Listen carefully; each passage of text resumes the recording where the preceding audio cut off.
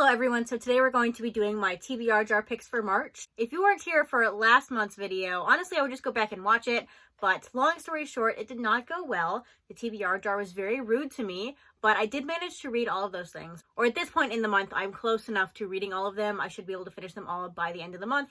But just because it worked out doesn't mean I want a repeat of that situation, so hopefully the TBR jar is nice to me this month. So anyway, let's go ahead and first we shake it up. And then let's open it and get our first pick. Our first pick for March will be this one. I feel like I should have suspenseful music when I'm doing this, but I don't. So it is, definitely can't read that far away, a manga with an older protagonist. So I guess this is up to interpretation. Honestly, I've been wanting to read manga that don't center around high schoolers for a while. So I do have to do some thinking for this because I'm not sure off the top of my head which manga would qualify for this, so let me go ahead and think of something.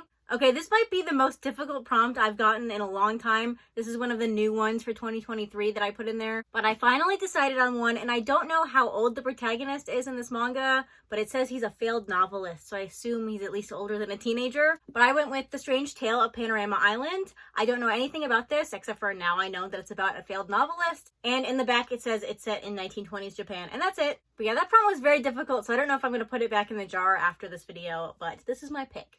Okay, our next prompt will be this one right here. And it is, what does that say?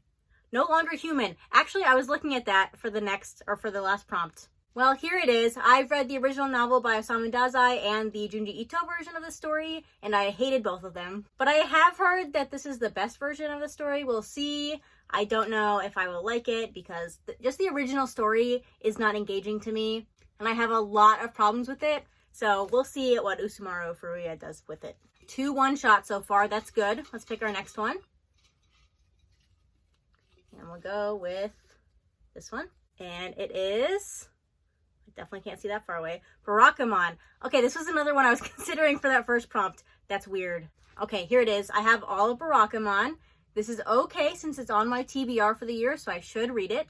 And I've heard great things about it. Obviously, lots of people have been reading it since the reprints. I have watched the anime and I enjoyed it. So I'm pretty happy about this pick. As long as I don't pick another longer series out of the jar, I'll be fine. I hope that's not foreshadowing, but anyway, I have 2 more picks for this month.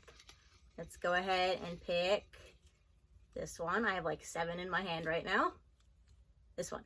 And it is the manga with the longest title. Okay, now we get a bunch of prompts this month. The manga with the longest title. Okay, I don't think there's any series on my shelves that has a longer title than this one, but it's Cherry Magic. 30 Years of Virginity Can Make You a Wizard. I have picked this out of the jar before last year. It is one of the very few series that I've picked out of the jar that I didn't read. But anyway, I've heard great things about this. I had also heard great things about it when I picked it out of the jar last year. So I guess it's time for a redemption, and I will definitely get to it this month. Okay, I'm very happy about this so far, so let's pick one more good one. Let's pick it off the top this time, so we'll pick this one right here.